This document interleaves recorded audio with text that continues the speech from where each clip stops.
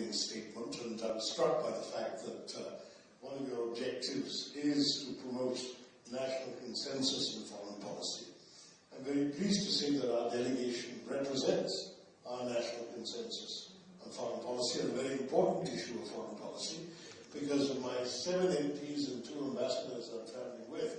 I would say that 7 MPs represent 5 political parties, 7 different states of India, 3 religions, and yet we are all united in one mission. And that mission is to reach out to people like you and communicate our point of view and our concerns about recent events in our country, which you have already alluded to, the terrorist attack on our country, and our decisive response, which perhaps was not initially properly understood in Colombia. As you alluded to the statement that was issued, we were very disappointed by that statement. But I'm very pleased to say that following our discussions with the Ministry of Foreign Affairs, the Minister, unfortunately, is away with the Vice Minister, announced that this statement has been withdrawn, and that they will certainly express publicly their understanding and sympathy for our situation. And with your permission, I'll come back to the details of that in a minute. But just to respond to a couple of your other observations, yes, I think the idea of your having partnerships with Indian think tanks is a very good idea. The logical counterpart is the Indian Council of World Affairs, which is based at Sakur House in New Delhi, because they are specifically focused on international affairs. And we can happily put you in touch with that body. However, they have the advantage and the disadvantage of being a semi-official body, in that they are supported by the Ministry of External Affairs. You may also want to reach out to a couple of the completely independent think tanks, which are only partly interested in foreign policy and partly in other subjects. But for example, we have the Observer Research Foundation, which organizes the annual Resina Dialogue, which is the Indian answer to the Shangri-La Dialogue, with these Munich Security Conference and the international discussions. So we will connect you with those, and Mariana and I can be in touch, and she can give you all the details we have. You mentioned strategic autonomy being a value. This is something we're very proud of.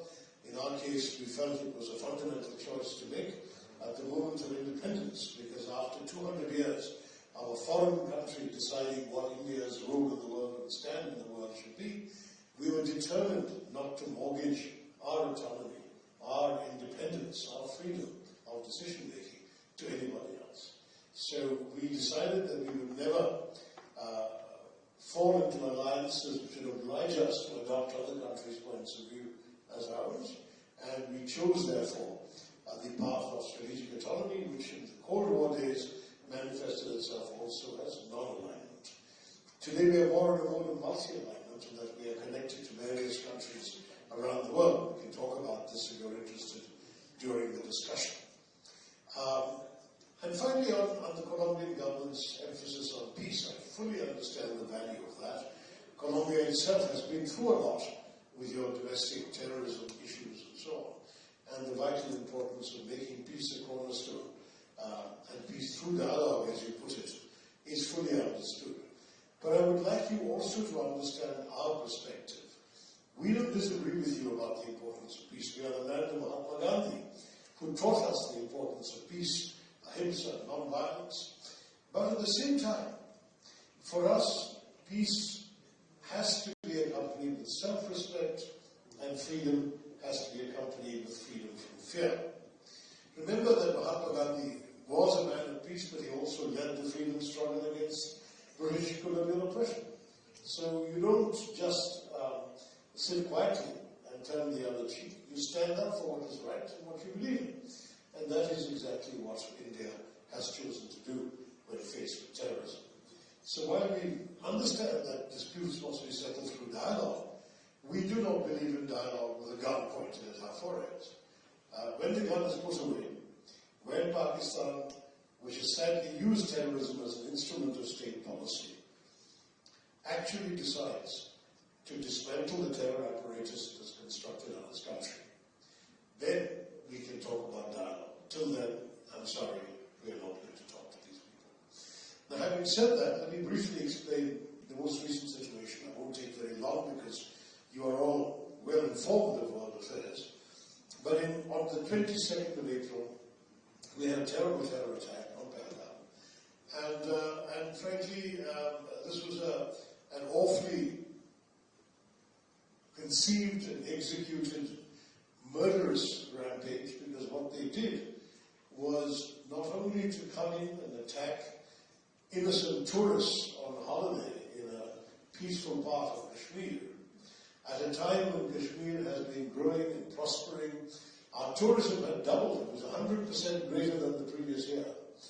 And at that time they came and did this, both to hurt the Kashmiri economy, perhaps to alienate the people of Kashmir whose livelihoods would go with the killings of these tourists. And also to create a backlash in India, because the killers asked the religion of each person before shooting the husband dead. And these were not armed people, these were just holidaymakers. It was an awful thing, and as Mariana mentioned, because of the way in which this had happened, the government named the resulting retaliatory Operation Sindoor, because this murderous attack had wiped the Sindoor, the mark of marriage, from the foreheads of 26 Indian women. Actually, it was 25 Indian women and one Nepali, but who was also killed. And one of the Indians was a Christian, so perhaps his wife may not have worn the Sindoor, I don't know. But the message was a symbolic one. And it's no accident, I think, that the color of the Sindoor is vermilion red. And there is also, as you know, not far from the color of blood. So there was a very strong evocative message given. We struck 9 known terrorist headquarters, launch pads, bases, and training camps in Pakistan on the 7th of May. But it was very carefully calibrated and chosen to convey the message, which was then made explicit the next morning, that we were not planning a war against Pakistan. In fact, our targeting had avoided any Pakistani government installation, any civilian installation or target, and any Pakistani military installation. It had only targeted known bases of terrorists, identified by the UN Sanctions Committee as terrorists, and also on the wanted list of the United States terrorist designated list. So, for us, it was a clear-cut message to the terrorists and only to the terrorists. Unfortunately, Pakistan chose to retaliate. And I should add, by the way, that this terrorist strike took place in the middle of the night, 1 o'clock in the morning, 1:05 to 1:30, just to make it clear that we were not going to attack civilians, and no one was likely to be around in the streets at that time. We didn't want any accidental collateral damage. But fortunately, the targeting was so precise that there was no collateral damage anyway. We hit very precise buildings within the terror infrastructure of these organizations. On the 7th of May, as I said, we did this. Pakistan retaliated very irresponsibly with indiscriminate shelling of civilian areas. They hit a convent, the nuns of the Carmelites of Mother Mary. They hit a Sikh temple of Gurdwara. They killed people in their homes, children, people on the streets. It was a terrible reprisal. 19 more people were killed, civilians, and 59 were injured. At that point, we redoubled our retaliation for their retaliation. The conflict got rather intense. They started launching drones and missiles against us. Our air defenses blocked them, and we in turn struck 11 major Pakistani, this time military targets, including airfields, one of which was just 1.5 kilometers away from army headquarters in Pakistan. So the message was clear, and we will say it publicly as well. If you hit us, we hit you harder. If you stop, we stop. And after 88 hours, they stopped. But the reason we are here is to not only explain this to you, but to also demand that Colombia understand, despite that unfortunate statement, that there can be no equivalence between terrorists and their victims. There can be no equivalence between attackers and those defending their country. And that India will always retain the right to self-defense, to protect its sovereignty, its territory, its people. And that's what we did, and we want you to understand. and perhaps to show your appreciation and understanding by saying so publicly. Now, I'm very pleased to say the Ministry has withdrawn their earlier statement, which shockingly expressed sympathy for the victims in Pakistan rather than the victims of Pakistan. And we have also asked whether the President of the Chamber of Representatives of the Congress, as well as the President of the Second Commission, who met with us and were very positive in their comments, we've asked if they too could publicly indicate that they have understood our message and are strongly supportive of it. The President of the Second Commission has already given a TV interview saying so. So on the whole, sir, this is the purpose of our trip. I'm very happy to answer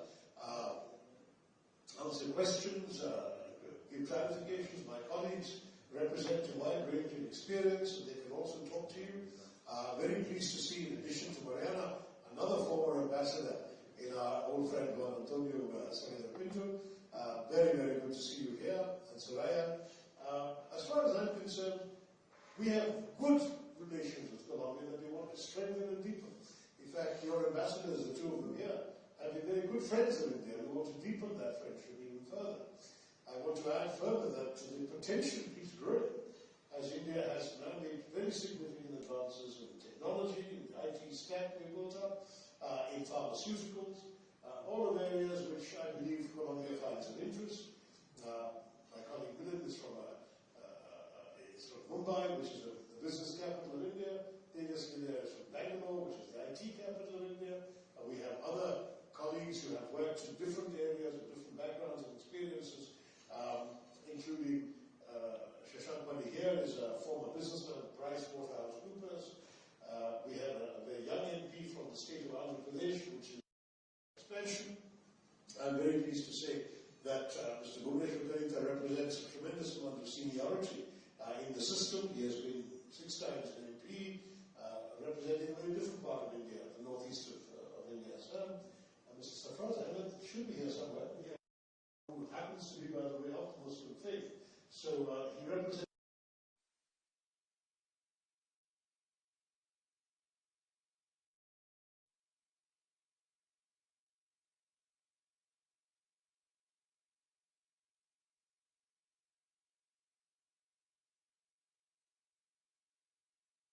was